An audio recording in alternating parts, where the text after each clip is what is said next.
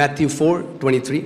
And Jesus went about all Galilee, teaching in their synagogues, preaching what?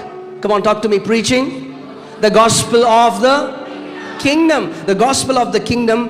And say and. Whenever Jesus preached the gospel of the kingdom, there was an and in it. आमेन। यीशु सारे गलील में फिरता हुआ उनके आराधनालयों में उपदेश करता और राज्य का सुसमाचार प्रचार करता। और जब कभी यीशु बोलो और राज्य का सुसमाचार प्रचार करता। और राज्य का सुसमाचार केवल प्रचार नहीं किया जाता है, उसके साथ कुछ और भी होता है। The gospel of the kingdom is not preached alone. There is something that happens with it. हाँ, राज्य का सुसमाचार प्रचार करता और लोगों को कुछ कुछ बीमारियों से, हाँ, राज्य के सुसमाचार में जो कुछ छोटी छोटी बीमारियां हैं, He preached the gospel and healed some little tiny sicknesses. राज्य का सुसमाचार प्रचार करता और हर प्रकार की बीमारी और दुर्बलता को दूर करता रहा। He preached the gospel of the kingdom and healed all kinds of sicknesses and all kinds of diseases. Hallelujah. Hallelujah. परमेश्वर के राज्य में कोई लाइलाज बीमारी नहीं है। There is no incurable disease in the kingdom of God. Hallelujah. Amen. मैं चाहता हूं इस बात को आप अच्छे से समझ जाएं। I want you to understand this properly. आगे मैं आपको सिखाऊंगा। अगर आप उसके राज्य को समझ गए, गरीबी और बीमारी आपको परेशान नहीं करेगी कभी। And I'll tell you, if you understand His kingdom, sickness and poverty will never bother you again. क्योंकि गरीबी एक श्राप है। Because poverty is a curse. कितने लोग मेरी बात को समझ रहे हैं? How many of you understand? गरीबी एक श्राप है। Poverty is a curse. There is nothing godly in poverty. गरीबी में कुछ भी भक्ति वाला नहीं है, ईश्वरीय नहीं है। ओके, ठीक है। लूका 10:9, उसने अपने चेलों को क्या बोला जब चेलों को भेजा? अभी खुद तो प्रचार कर रहा था स्वर्ग के राज्य के बारे में, परमेश्वर के राज्य के बारे में। अब जब चेलों को भेजा तो क्या बोला? Luke 10:9. What did he tell his disciples to preach? What did he tell them to preach? वहां के बीमारों को चंगा करो और उनसे कहो परमेश्वर का राज्य तुम्हारे निकट आ पहुंचा है। Heal the sick there and say to them, the kingdom of God has come near to you. Okay, एक मिनट। प्रभु यीशु मसीह, ठीक है मैं बीमारों को चंगा तो कर दूं, पर ये क्यों बोलना है कि स्वर्ग का राज्य निकट आ पहुंचा है? So Jesus, I'll heal the sick, but why do I have to tell them the kingdom of God is here? क्योंकि वो बता रहा है मेरा राज्य कथा कहानियां नहीं है। Because he wants to tell that my kingdom is not stories and fairy tales. अब सुनो एक बात, आप हिल जाओगे इस बात को सुन के।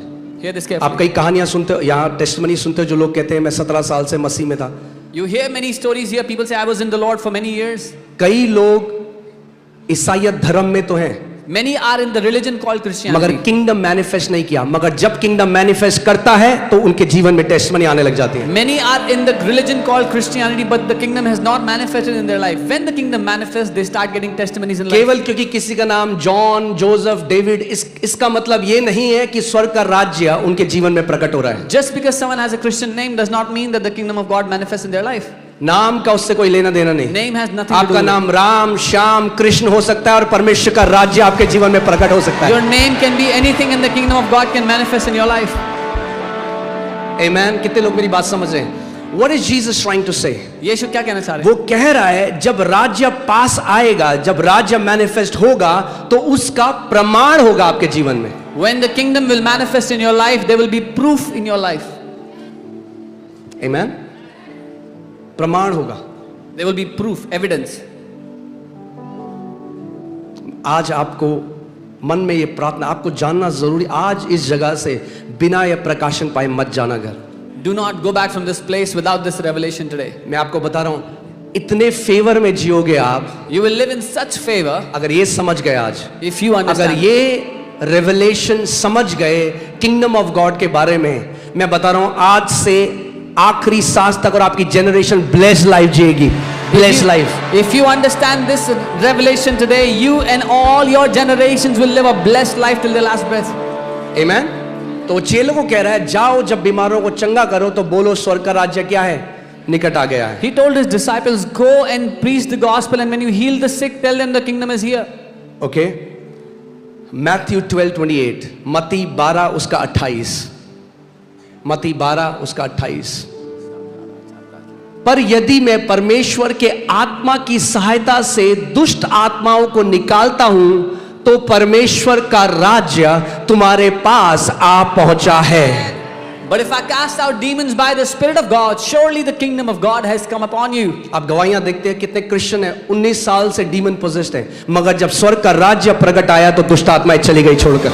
You hear many testimonies, people who were Christians from so many years were demon possessed or tormented by demons. When the kingdom manifested, demons left them. क्योंकि ध्यान से सुनो, Yeah, carefully. उसके राज्य में कोई दुष्ट आत्मा आपको सता नहीं सकती. In His kingdom, no demon can torment you. There is no oppression of demons in the kingdom of God. परमेश्वर के राज्य में दुष्ट आत्माओं का कोई सताव नहीं है. Amen.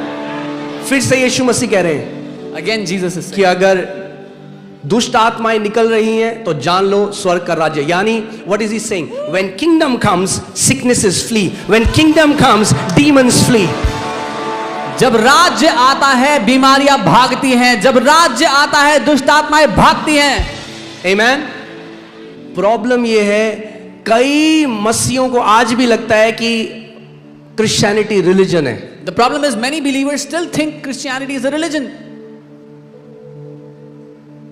ईसाइयत धर्म नहीं है. पहले तो ईसाइयत वर्ड है ही नहीं बाइबल में.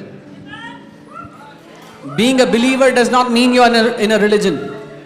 एंटियोक में बिलीवर्स जो थे ना, उनको वो बोलने लगे अपने आप को क्रिश्चियंस. जीसस ने कभी नहीं बोला Christians. The believers in Antioch started to call themselves Christian. Jesus never called them a Christian.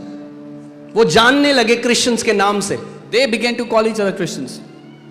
मगर प्रभु यीशु, उसका वचन कहता है वो किसके लिए आया? क्रिश्चियंस बनाने के लिए नहीं आया, लोगों को परमेश्वर के बेटे और बेटी बनाने के लिए आया. He did not come to make people Christians. He came to make them sons and daughters of God. That's why the Bible says in John 1:12, as many as received him, to them he gave the right to become the children of God. इसीलिए यूहन्ना 1:12 में लिखा है, जितनों ने उस पर विश्वास किया, उसको ग्रहण किया, उसने उनको अपनी संतान होने का अधिकार दिया है. Amen. Jesus did not come to establish a new religion. He came to establish his kingdom. यीशु मसीह एक नए धर्म को स्थापित करने नहीं आए थे, वो अपने राज्य को स्थापित करने आए. Amen. और यही आज तक कितने मसीह लोग नहीं समझे. This is what many believers have not understood yet. Kingdom की समझ नहीं है. They do not understand the kingdom. मगर अब होगा. But now उसका किंगडम मेरे देश में प्रकट होगा. His kingdom will manifest in my nation. The kingdom of God will manifest in the nation of India. परमेश्वर का राज्य भारत देश में प्रकट होगा यीशु के नाम. Amen. Hallelujah. आज आपको ये क्वेश्चन अपने आप को पूछना है, क्या मैं ईसाई धर्म में हूं या मैं किंगडम ऑफ गॉड परमेश्वर के राज्य में हूं? दोनों अलग बात है. Today you have to ask yourself this question: Am I in the religion called Christianity,